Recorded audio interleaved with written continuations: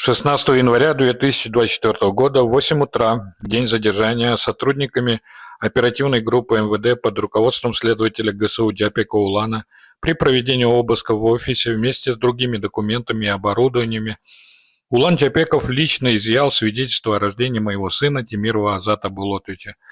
Когда я спросил у него, для чего ему понадобилось свидетельство о рождении моего сына, он объяснил мне, что сейчас у меня есть возможность спасти не только себя, но и сына, команду и родного брата при условии, что я на камеру дискредитирую основателя проектов Темиров Лайф и Айтайдесе и своего мужа Болота Темирова, а также публично попрошу извинения у первых лиц власти КР и Улана Ниязбекова с признанием наших расследований политически необоснованными, с условием прекращения в дальнейшем делать журналистские расследования. Дополнительно ко всему он потребовал восхваления деятельности власти и впредь не ковыряться, со слов Джапекова. Конечно же, моей ответной реакцией был отказ. Тогда он угрожал тем, что посадит родного брата и всю команду заодно, а сына отправит в детский дом.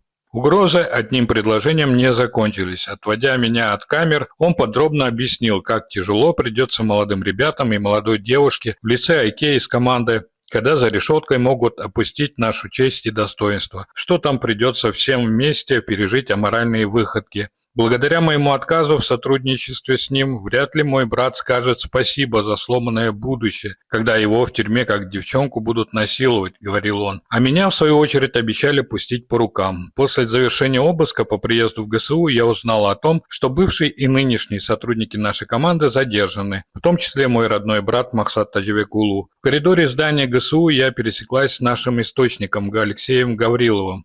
Он был напуган. Успел сказать только то, что на него тоже сфальсифицировано уголовное дело. Но если он даст показания против меня, Болота Темирова, его отпустят. Я сказала, что выбор за ним, уговаривать не стала.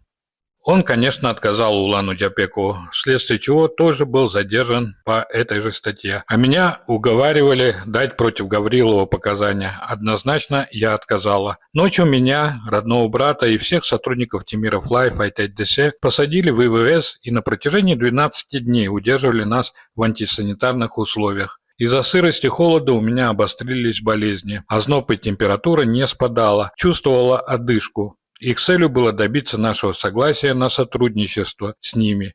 На 13-й день, отчаявшись, всех нас перевели в СИЗО-1 города Бишкек. В СИЗО я начала получать капельницу вследствие обострения всех заболеваний. Следствие над нашим делом длилось около 5 месяцев, на протяжении которых меня вывозили 3-4 раза, все с той же целью уговорить меня и нашу команду выйти против себя же самих. В июне месяце им пришлось передать дело в суд.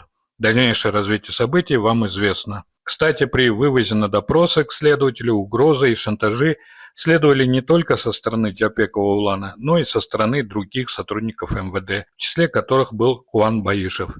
Таджибек Казы Махават, 6 декабря 2024 года.